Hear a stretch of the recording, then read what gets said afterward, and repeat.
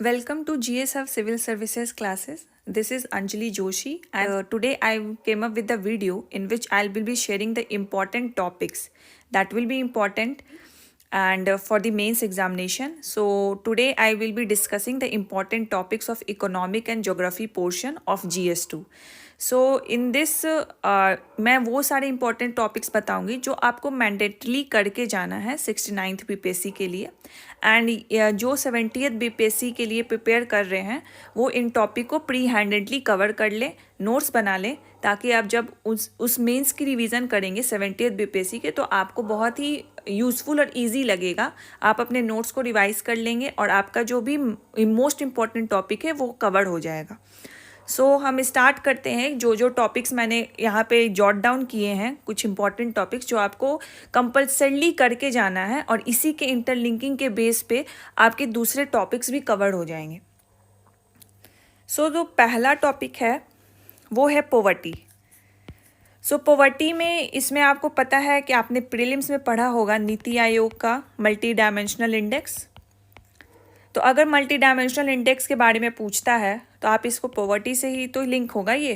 फिर इसमें आप इसके ये देखेंगे प्रॉब्लम्स क्या है, इसके कुछ डेटा लिखोगे आप और मतलब कॉजेज़ भी बताओगे कि इसके रीजंस क्या हैं एंड उसके बाद आप इसके सॉल्यूशंस बताओगे। इसके अलावा आप इंडिया की इनिशिएटिव्स बताओगे एज वेल एज बिहार की इनिशिएटिव्स बताओगे। इसमें फिर आप बिहार के डेटा भी लिखोगे। पॉवर्टी में ये सारे डायमेंशंस आपको कवर करने हैं। सेकंड आ जाएगा इंडस्ट्रीज फिर बिहार, इंडिया। इंडस्ट्रीज़ के टाइप्स मैं बता देती हूँ। आपको कवर करना है agro based industry, mineral based industry, forest based industries, ये आपको कवर करनी है। अब बिहार के कॉन्टेक्स्ट में इंडस्ट्रियल बैकवर्डनेस क्यों है बिहार में, बिहार गवर्नमेंट क्या इनिशिएटिव ले रही है इंडस्ट्रीज़ को, मैन्युफैक्चरिंग इंडस्ट्रीज़ को फ्लरिश करने के लिए, एंड जो अभी रिसेंट्स वाले भी चल रहे हैं तो उनमें क्या ऐसा कमी है जो ये इंडस्ट्रीज़ फ्लरिश नहीं हो रही। और इसको आप फिर लिंक कर दोगे बिहार के एग्रीकल्चर पे कि एग्रीकल्चर इनर्शिया काफ़ी है बिहार में, इसीलिए इंडस्ट्रीज़ का ग्रोथ कम देखा जाता है। और अगर आप देखोगे 67th बीपीएससी का क्वेश्चन तो उसमें पूछा है India comparison with Bihar industries, तो आपको इस तरीके से भी पढ़ना होगा। अब इसमें आपको क्या इंक्लूड करना होगा, मैप बताओ आप कि इंडिया में इंडस्ट्रियल लोकेशंस कहाँ कहाँ पे हैं। बिहार का बताओ, बिहार में आप स्पेसिफिक डिस्ट्रिक्ट्स मेंशन करो कहाँ पे कौन सी इंडस्ट्री है, जो भी है एग्रो बेस्ड इंडस्ट्री है, आप वो मेंशन करो कि कहाँ पे क्या है। एंड इंडस्ट्रीज़ में आपको प्रॉब्लम्स, अभी का स्टेटस क्या है, कंट्रीब्यूशन कितना है जीडीपी में, बिहार के जीएसडीपी में, फिर उसके बाद इनिशिएटिव जो मैंने पहले बताया एंड आगे का वे फॉरवर्ड, ये आपका नोट्स प्रिपेयर होना चाहिए। ठीक है, अब आगे मूव करते हैं। थर्ड टॉपिक हो जाएगा हमारा एग्रीकल्चर। काफ़ी इम्पोर्टेंट टॉपिक है, सब टॉपिक्स बहुत है इसमें। मैं एक एक करके इसमें मेंशन कर देती हूँ। फर्स्ट आपको देखना है एग्रीकल्चर का ट्रेंड। आप ये देखोगे 65th या 64th बीपीएससी में एग्रीकल्चर का ट्रेंड पूछा है। ट्रेंड आपको चालू करना है ग्रीन रिवॉल्यूशन या इंडिपेंडेंस के बाद से। अभी का बताना, इसमें आप डेटा कोट करो, पहले की यील्ड क्या थी और अभी क्या है करंट। सेकंड हो जाएगा इसमें आपका green revolution and green revolution 2। Green revolution 2 जब भी आप मेंशन करोगे ग्रीन रिवॉल्यूशन के शॉर्टकम्स को लिखना, क्या इसमें प्रॉब्लम थी कि हमें ग्रीन रिवॉल्यूशन 2 पे जाना पड़ा। थर्ड हो जाएगा आपका इसमें आप डाल सकते हो कि क्रॉपिंग पैटर्न क्या है इंडिया एंड बेसिकली बिहार का, काफ़ी इम्पोर्टेंट हो जाता है। बिहार का क्रॉपिंग पैटर्न क्या है। और इकोनॉमी में कंट्रीब्यूशन क्या है, तो GDP as well as women का पार्टिसिपेशन बहुत इम्पॉर्टेंट है, ठीक है। एग्रीकल्चर के जो ग्रोथ हैं, प्रोडक्टिविटी है, वो स्टैग्नेंट क्यों है, इस पे आप कर सकते हो। बहुत इंटरलिंकिंग टॉपिक है, आप अगर ये सारे डायमेंशन कवर कर लोगे ना, एग्रीकल्चर का कोई भी क्वेश्चन आ जाए, आपका जो आंसर होगा बहुत मल्टी डायमेंशनल हो जाएगा, तो आपको इसमें मार्क्स अच्छे मिलेंगे। ये सब टॉपिक्स प्लीज़ कवर कर लेना। जैसे बजट में आया है किसान ड्रोन, तो इसको आप तो साइंस टेक में करोगे ही कवर, बट क्यों नहीं आप इसमें मेंशन करोगे, बिल्कुल करना है इको एनजीओ में। इसके अलावा मैंने अलग भी फार्मर का टॉपिक लिखा है, तो आप फार्मर इनकम जो डबल करने की बात की गई थी, इसको लेके। इसके अलावा आप ये कर सकते हो कि क्लाइमेट चेंज में भी एग्रीकल्चर का क्या रोल है, बहुत डायमेंशंस में कवर हो जाएगा आपका। फर्टिलाइजर सब्सिडीज एंड फर्टिलाइजर, ठीक है। आई वुड सजेस्ट कि मैं जैसे जैसे लिख रही हूँ ना, आप भी अपना नोट्स प्रिपेयर कर लो कि अगर आपने अभी तक काफ़ी अपना प्रिपेयर कर लिया होगा, जो भी सीरियस एस्पिरेंट होंगे 69th बीपीएससी के लिए, अगर आपको लगता है इसमें से कोई भी टॉपिक मैंने छोड़ दिया है, आप उसको एक बार गो थ्रू कर लो। आई वुड सजेस्ट, या तो आपके एग्रीकल्चर के कोई भी क्वेश्चन आए उसमें भी आपको बेनिफिट करेगा, या वो डायरेक्ट आ जाए तब तो बहुत अच्छी बात है, क्योंकि आपने उसको एक बार गो थ्रू कर लिया है। तो वो सारे टॉपिक आप फिर से एक बार आप इसको जॉट डाउन कर लो और देखो कि इसमें आपने क्या नहीं किया, जो नहीं किया उसको लिख लो अपने कॉपी में कि ये मुझे करना है। एनर्जी,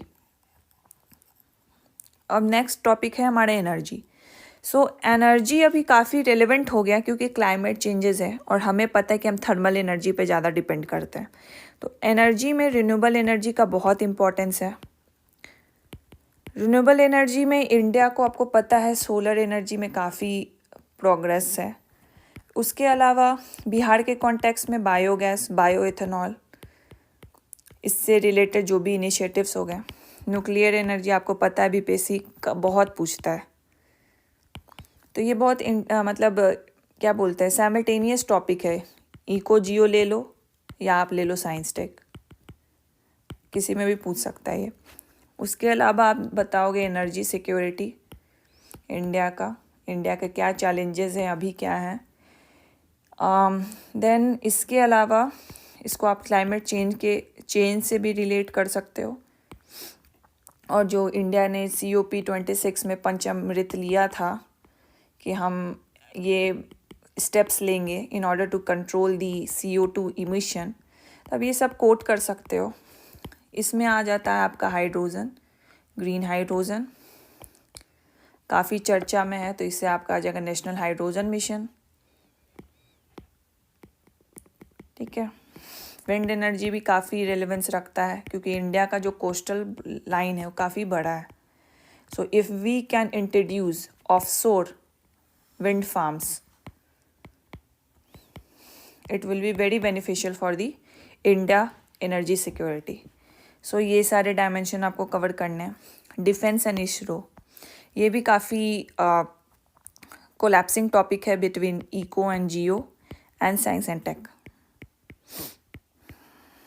तो डिफेंस एंड इसरो, डिफेंस में बता देती हूँ, सेल्फ रिलायंसी बहुत इम्पॉर्टेंट है, क्योंकि आप देखोगे इंडिया काफ़ी सेल्फ रिलायंस की तरफ मूव कर रहा है, बट इंडिया का जो इम्पोर्ट है वो बहुत ज़्यादा है डिफेंस के चलते।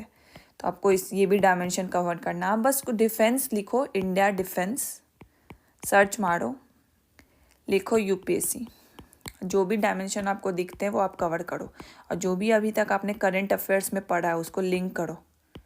अच्छा, मैं ये भी कोट कर सकता हूँ, ये भी कोट कर सकता हूँ, ठीक है। इसमें DRDO का रोल मेंशन करो, ठीक है। इसरो में आपको पता है, इसरो का रोल मेंशन करोगे, थोड़ा सा हिस्ट्री देख लेना है, अभी क्या क्या इम्पोर्टेंट मिशंस इन्होंने कर लिए हैं वो हो गया।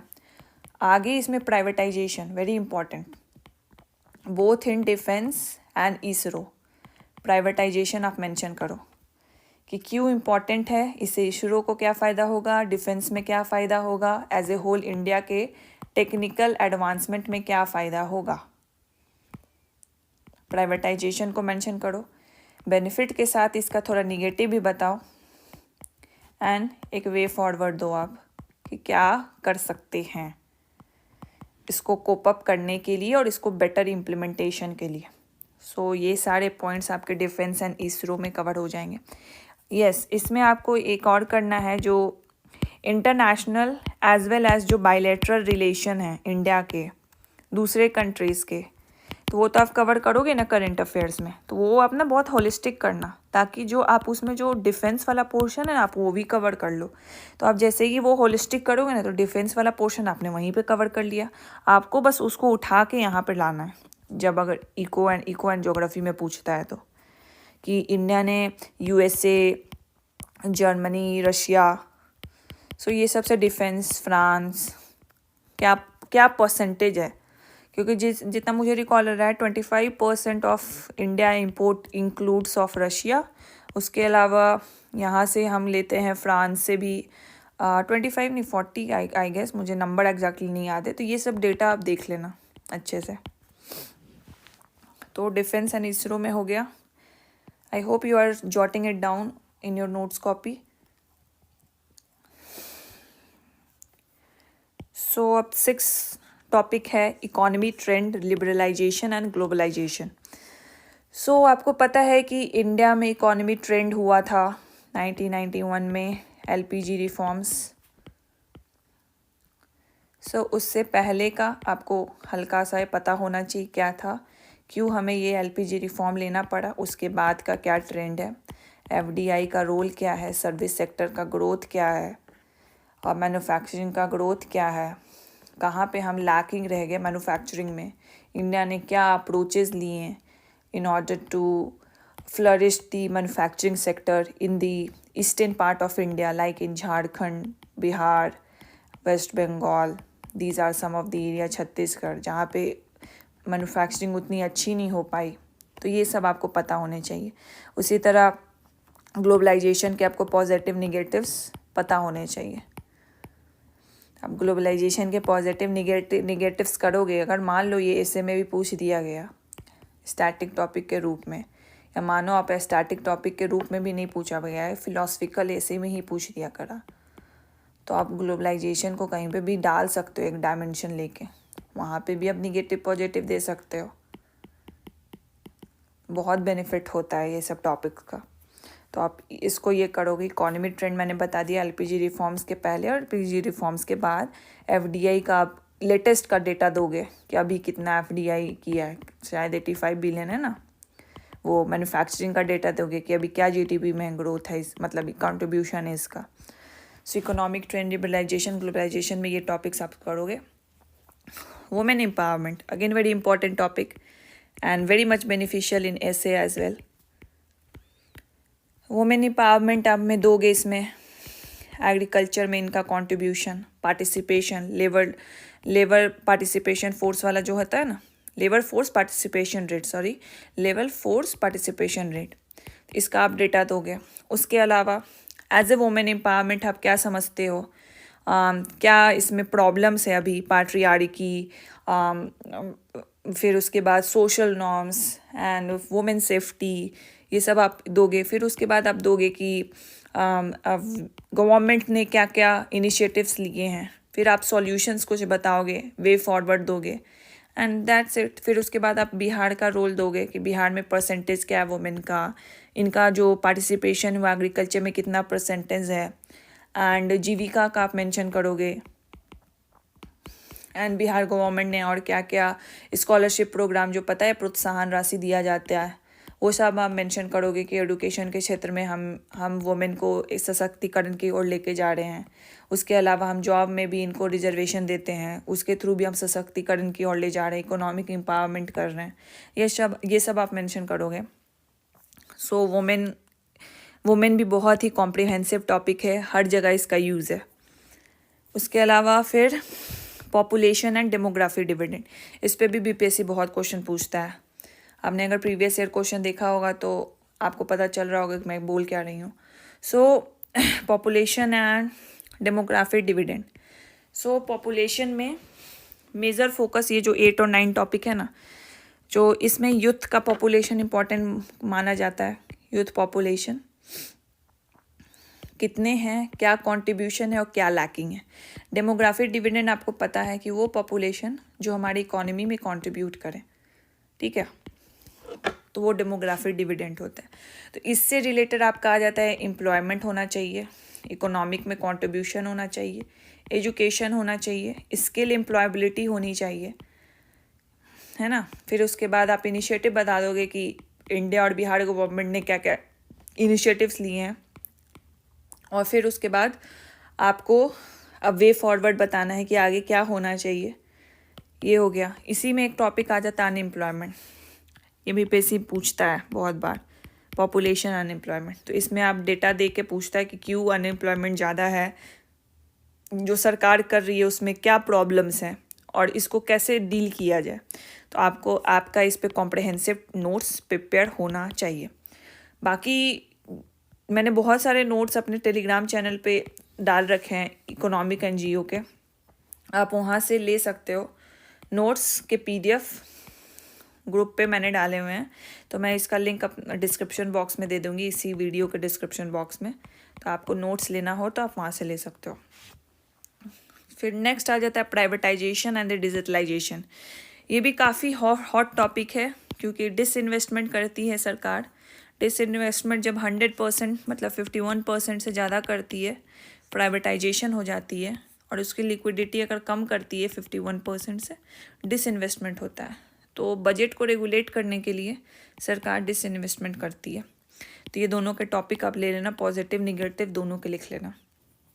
आत्मनिर्भर Bharat, make in India, self reliancy का पता ही है, यूनियन गवर्नमेंट का काफ़ी इम्पोर्टेंट मोटो है। उसी के संदर्भ में है make in India. Make in India पहले आया था, आत्मनिर्भर भारत का जो मोटो है वो बाद में आया है, बट दोनों इज़ इंटरलिंकेबल, ठीक है। तो आप ये दोनों को प्रिपेयर करो। स्टेटस अभी का लिखना है, करंट का स्टेटस कि अभी क्या है, मेक इन इंडिया कितना प्रोग्रेस कर चुका है, ठीक है। ये बहुत ज़रूरी है लिखना। इससे इंटरलिंकिंग करके आप दूसरा चीज़ भी लिख सकते हो कि आत्मनिर्भर सेल्फ रिलायंसी के लिए कि अलग अलग क्या योजना सरकार ने लिया है। तो जैसे गति शक्ति योजना लॉजिस्टिक को इम्प्रूव करने के लिए, ठीक है। उसके बाद एम्प्लॉयबिलिटी बढ़ाने के लिए भी क्या क्या सरकार ले रही है योजना, तो ये सब आप इंटरलिंक करना। फॉरेन इन्वेस्टमेंट, अगेन जो इकोनॉमी ट्रेंड था उसमें आप फॉरेन इन्वेस्टमेंट को लिखोगे, कैसे सर्विस सेक्टर बूम किया इंडिया का, फॉरेन इन्वेस्टमेंट क्या है, किस किस में चेंजेस हुए, किस किस में 100% FDI है हमारे देश में, तो आप ये सब मेंशन करोगे। Digitalisation, again digitalisation very important topic. इसमें फिनेंशियल डिजिटलाइजेशन की बात होगी। आपको पता है UPI is one of the most largest digitalised payment platform in the world, and India is heading ahead in this digitalization of payment. So ये हो गया। उसके अलावा स्मार्ट सिटी, उसके अलावा जो भी गवर्नेंस है बहुत इम्प्रूव है। गवर्नेंस टॉपिक भी बहुत इम्पॉर्टेंट है। तो डिजिटलाइजेशन कंप्लीट हो गया। फार्मर्स में आपका हो जाएगा, एक तो इनकम हो जाएगा, ठीक है। सुसाइड वाला हो जाएगा, अभी तो इतना हॉट टॉपिक नहीं है ये, बट आप इसको एज ए ऊपर गो थ्रू कर लेना कि अगर पूछ भी देना तो आप 2-3 पॉइंट इसके बारे में जानते हो, और आपने एग्रीकल्चर ऊपर से प्रिपेयर कर लिया है, तो उसके जो प्रॉब्लम्स है उसको फार्मर से लिंक करो और इनके पे लिख दो। MSP हो गया, MSP का इनका क्या डिमांड है, MS स्वामीनाथन का जो ये डिमांड करते हैं हर टाइम कि हमें MS स्वामीनाथन का जो फॉर्मूला है उसके बेस पे MSP मिलनी चाहिए, वो सब आप कवर कर लो। सब्सिडी का क्या प्रॉब्लम चलता है, केरोसिन सब्सिडी, फर्टिलाइज़र सब्सिडी जो भी देती है। Transportation as a whole, transportation पे आपका नोट्स प्रिपेयर होना चाहिए, पॉजिटिव नेगेटिव्स। देन उसके बाद इंडिया में जो रेट है पाई चार्ट के थ्रू कि रोड कितना है, नेशनल वाटरवेज कितना है, ट्रेन कितना है, एयरवेज कितना है, परसेंटेज के साथ आपको होना चाहिए। अगर इसी में आ जाता है आपका इनलैंड वाटरवेज, ये आपका प्रिपेयर होना चाहिए कि इंडिया और कौन कौन से वाटरवेज बना रही है, क्या इंपॉर्टेंस है इंलैंड वाटरवेज का। इंडिया में रिवर सिस्टम काफ़ी बहुत अच्छा रिवर सिस्टम है, तो हम इंलैंड वाटरवेज का यूज़ क्यों नहीं करते हैं। रोड्स में इंडिया क्या प्रोग्रेस कर रही है, एनएच कितना इंक्रीज़ हो रहा है, रोड डेंसिटी कितनी है इंडिया की, ये सब आप मेंशन करो। कैसे मार्क्स नहीं मिलेगा। Then Bihar economy. अब बिहार इकोनॉमी बहुत ही कॉम्प्रिहेंसिव टॉपिक है, तो ये अपने ही अंदर ही बहुत सारे टॉपिक को सबस्यूम करता है। Let me clean this first.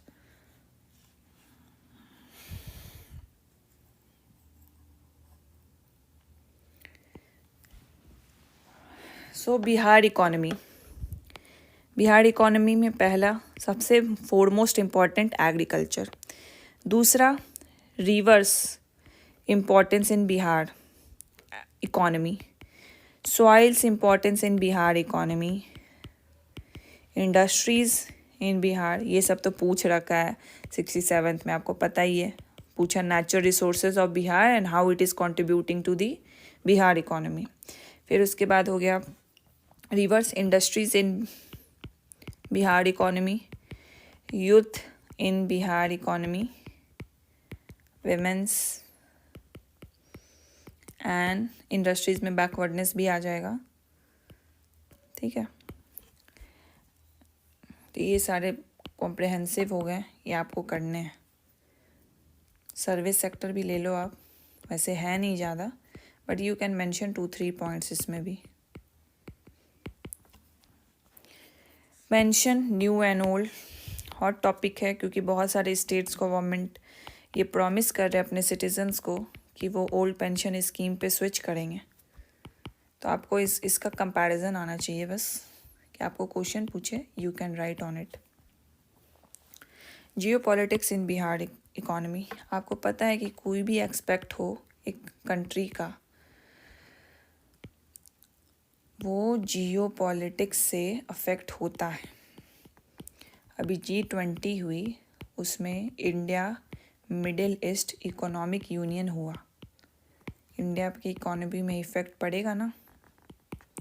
ठीक है, उसके अलावा हम साउथ समिट कर रहे थे, इंडिया ने प्रिसाइड किया था, उसका रोल हो गया। ऑस्ट्रेलिया के साथ हमारा रिलेशन काफ़ी बहुत इम्प्रूव हो रहा है, टैरिफ 0 है।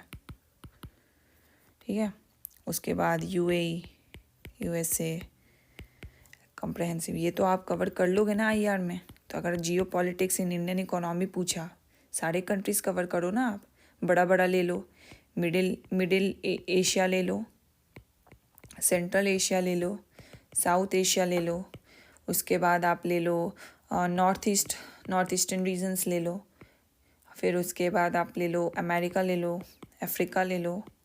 एक्सप्लेन कर दो क्या इंपॉर्टेंस है इंडियन इकोनॉमी में जियो पॉलिटिक्स का, एंड कैसे इंडिया इसको बैलेंस कर रहा है। Schemes again very important. Schemes में बिहार में जीविका करोगे आप, गंगा उद्धव योजना, जो गंगा को प्यूरिफाई करके बोध गया नवादा गया में जल को पहुंचाया जाएगा, हर घर जल योजना काफ़ी इंपॉर्टेंट है, ये भी आप प्रिपेयर करोगे। इंडिया लेवल पे स्मार्ट सिटी स्वनिधि योजना, जो वेंडर्स के लिए 10,000 लोन्स देने का प्रोविज़न है उसमें। विश्वकर्मा योजना ट्रेडिशनल आर्ट्स एंड आर्टिशंस को प्रोत्साहन करने का है, वोकल फॉर लोकल वाला जो कंसेप्ट है उसके अंदर। तो ये सारे इंपॉर्टेंट, गति शक्ति योजना भी आ जाएगा इसमें। ठीक है, इसमें फिर आ जाएगा इथेनॉल पॉलिसी आ जाएगा बिहार का। इन्वेस्टर मीट होने वाला है जो बिहार का मुंबई में, ये सब भी काफ़ी इम्पोर्टेंट हो जाता है, आप ये कर सकते हो। फिर उसके बाद आ जाएगा पॉल्यूशन में एयर पॉल्यूशन इम्पॉर्टेंट है, वाटर पॉल्यूशन इम्पॉर्टेंट है। एयर पॉल्यूशन में आप अलग अलग एस्पेक्ट्स बता सकते हो कि एयर पॉल्यूशन के क्या क्या सोर्सेज हैं, क्या चैलेंजेस हैं इसको कर्ब करने के लिए। ठीक है, आप सॉल्यूशन बताओ, थोड़ा साइंस टेक भी बताओ, थोड़ा सोसाइटल भी बताओ, इकोनॉमिकल भी बताओ, जो इकोनॉमिकली फिजिबल होगा इंडिया के एस्पेक्ट्स में, एंड वे फॉरवर्ड बता दो। वाटर में integrated water management system, water pollution, water conference हुआ था 2022 में, उसका जिक्र करोगे आप। तो ये सारे हो गए। वाटर पॉल्यूशन क्यों होता है, बिहार में क्या वाटर पॉल्यूशन है, क्या पाया जाता है, आर्सेनाइड पाया जाता है, फ्लूराइड पाया जाता है, क्या पाया जाता है बिहार के वाटर पॉल्यूशन में, क्यों सबसे ज़्यादा water pollution Punjab and Haryana में है, ये सब आप मेंशन करोगे। इसमें भी एग्रीकल्चर का एक्सपेक्ट आ जाएगा, तो फिर आप इसको यूज़ कर सकते हो एग्रीकल्चर में। ग्रीन रिवॉल्यूशन के जो प्रॉब्लम्स बताओगे उसमें यूज़ कर सकते हो आराम से। कैसे इंटरलिंकिंग हो रहा है, एक टॉपिक करो तो उसका जो भी इम्पोर्टेंट पॉइंट्स है दूसरे टॉपिक में भी जाता है। अगेन क्लाइमेट चेंज तो आपको पता ही है कितना हॉट टॉपिक है। क्लाइमेट चेंज में जो आईपीसीसी का रिपोर्ट है वो मेंशन करोगे आप, क्यों हो रहा है क्लाइमेट चेंज, क्या हमने टारगेट रखा है 1.5 डिग्री सेल्सियस का। उसके अलावा इंडिया ने क्या क्या इनिशिएटिव्स लिए हैं, इंडिया का क्या पोजीशन है वर्ल्ड में सोलर एनर्जी को लेके, विंड एनर्जी को लेके, न्यूक्लियर एनर्जी को लेके, कंपैरिजन करो यूएसए चाइना से।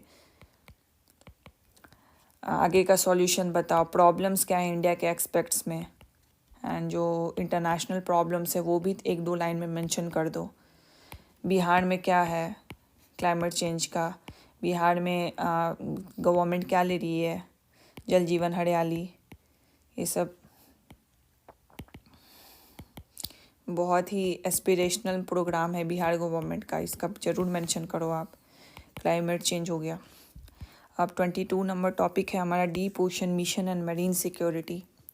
सो डीप ओशन मिशन में आपको पता ही है जो मत्स्य सबमरीन है वो हाल ही में बनाया गया है, इंडिया ने बनाया है। तो डीप ओशन मिशंस के लिए तो इसमें भी काफ़ी इकोनॉमिकली इम्पॉर्टेंट क्यों हैं, विंड फार्म्स के लिए भी इम्पॉर्टेंट है, जो हमारे बायोडाइवर्सिटी उनको प्रिजर्व करने के लिए भी है, बहुत इम्पॉर्टेंट मिनरल्स मिलते हैं अंदर उसके लिए भी है, जो हमारा इकोनॉमिक जोन होता है उसके लिए भी है। तो ये आप प्रिपेयर करोगे। नेचुरल रिसोर्सेज ये तो पहले ही कवर हो गया, रिवर सॉइल 67th का क्वेश्चन उठा के देख लेना, पूछ रखा है। रीजनल डिस्पैरिटी बेसिकली होता है एक रीजन में अगर ये पार्ट डेवलप है, ये पार्ट अंडर डेवलप्ड है, क्यों ऐसा है, गवर्नमेंट इसको हटाने के लिए क्या कर रही है, सरकार अभी क्या कर रही है, उसके अलावा आगे का क्या सॉल्यूशन हो सकता है, रीज़न बताओगे इसका। और एज ए होल देखें तो इधर मुंबई हो गया, इधर आपका बिहार झारखंड वगैरह हो गया। अगर बिहार में देखें पटना हो गया, मुजफ्फरपुर हो गया, भागलपुर हो गया, मुंगेर हो गया, यही सब डेवलप है, बाकी सब उतना नहीं डेवलप्ड है। तो क्यों है रीजनल डिस्पैरिटी, ये बताओगे आप। बेसिकली मीनिंग यही होता है। ये कवर हुआ। लास्टली जो टॉपिक है हमारा बजट एंड इकोनॉमिक सर्वे, इसका तो इम्पोर्टेंस आपको पता ही है both in pre and mains. तो बिहार का क्या क्या इम्पोर्टेंट योजना, इसमें पता है मैं बताती हूँ आपको कौन कौन टॉपिक कवर करने हैं आपको।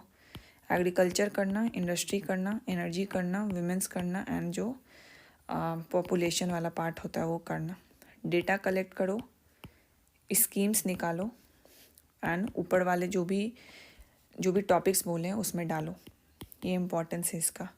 इंडिया वाले में हाल ही मतलब जो इस साल का जो बजट है सप्तऋषि की बात की गई है ना, इसको आप करोगे, इसको आप प्रिपेयर करो क्योंकि अलग से शॉर्ट में पूछ सकता है, ठीक है। तो सप्तऋषि हो गया। उसी तरह बिहार में आपको पता है 7 निश्चय योजना बहुत इंपॉर्टेंट है। Agricultural road map, 4th agriculture road map चल रहा है ना बिहार का, जो द्रौपदी मुर्मू जो इसी बार आई हैं उन्होंने इसका इनॉग्रेशन किया है। तो ये सब आप प्रिपेयर करोगे। एंड इंडिया के बजट में सप्तऋषि हो गया। एंड उसके बाद क्लाइमेट चेंज पे भी अच्छा खासा बजट में लिखा हुआ है कि काफ़ी स्टेप्स ले रही हैं। तो जैसे नेशनल सोलर मिशन हो गया, नेशनल हाइड्रोजन मिशन हो गया, ठीक है। एंड क्योंकि 5 MMT तो हाइड्रोजन मिशन मैंने बता दिया कि आपको एनर्जी वाले जो टॉपिक है उसमें करना है। सो ये सारे 25 टॉपिक्स इंपॉर्टेंट टॉपिक हैं जो आपको कवर करने हैं 69 बीपीएससी के लिए। एंड जो 70th बीपीएससी के लिए प्रिपेयर कर रहे हैं, प्लीज़ इन टॉपिक पे आप नोट्स बना लो। काफ़ी बेनिफिट आपको मिलेगा जब आप इन टॉपिक को दोबारा रिकॉल करोगे। तो आप बस अपना नोट्स खोलोगे, उस पर 10 मिनट दोगे, देखोगे, आपको सब कुछ रिकॉल हो जाएगा और काफ़ी ईजी प्रिपरेशन हो जाएगा आपका। एंड जो 69 बीपीएससी के जो स्टूडेंट्स हैं उनके लिए मैं ये बोलूँगी कि आपने बहुत टॉपिक प्रिपेयर कर लिया होगा। इसमें से आपको लगता है कि कोई एक दो टॉपिक जो इम्पॉर्टेंट है लेकिन मुझसे छूट गई है, घबराने की बात नहीं है। बस उस टॉपिक को आप गो थ्रू कर लो थ्रू एनी सोर्स। ऑनलाइन देख लो या आपके पास कोई सोर्स है, किसी कोचिंग का मटेरियल है, उससे देख लो और उसको बस एक बार गो थ्रू कर लो। नोट्स बनाने की ज़रूरत नहीं है अभी, बस एक बार गो थ्रू कर लो कि आपको उसके बारे में कुछ थोड़ा आइडिया, आप इंटरलिंकिंग करके लिख सकते हो। क्योंकि अभी तक आप प्रैक्टिस कर रहे होगे मॉक टेस्ट का, तो आई बिलीव कि आप प्रैक्टिस कर रहे हो, आप में थोड़ा बहुत इंटरलिंकिंग का चीज़ आ गया है। नहीं भी आ गया है, अभी भी टाइम है, अभी भी हमारे पास ऑलमोस्ट 20-25 डेज़ है। आप करो प्रिपरेशन, आप बिल्कुल मॉक टेस्ट लिखो। मैं तो ये बोलूँगी हफ्ते में 3 तो लिख ही दो, GS1 GS2 और एक ऐसे का फुल लेंथ। ये तीनों लिखो, बहुत अच्छा प्रैक्टिस हो जाएगा। लिखने के बाद एनालाइज करो एंड देखो कि आपसे क्या छूट गया। एनालाइज करने के लिए कोई नेट कर नहीं चाहिए, अपना नोट्स खोलो, उस टॉपिक में देखो कि अगर आपने पॉवर्टी का क्वेश्चन लिखा है तो क्या मुझसे छूट गया अपने नोट्स का। अगर आप नोट्स का 80% वहाँ पे डाल देते हो, 80% भी मैंने ज़्यादा बोला है, 70% भी अपना आंसर में लिख रहे हो, आप सही ट्रैक पे हो। क्योंकि हम 100% थोड़ा दिक्कत होता है लिखने में, सब कुछ रिकॉल नहीं होता, बट 80% भी अच्छे से रिप्रेजेंटेशन के साथ लिख रहे हो, you are on a right track. So this is it for this video and all the best for your SPSC mains, and thank you for watching. See you soon in the next video.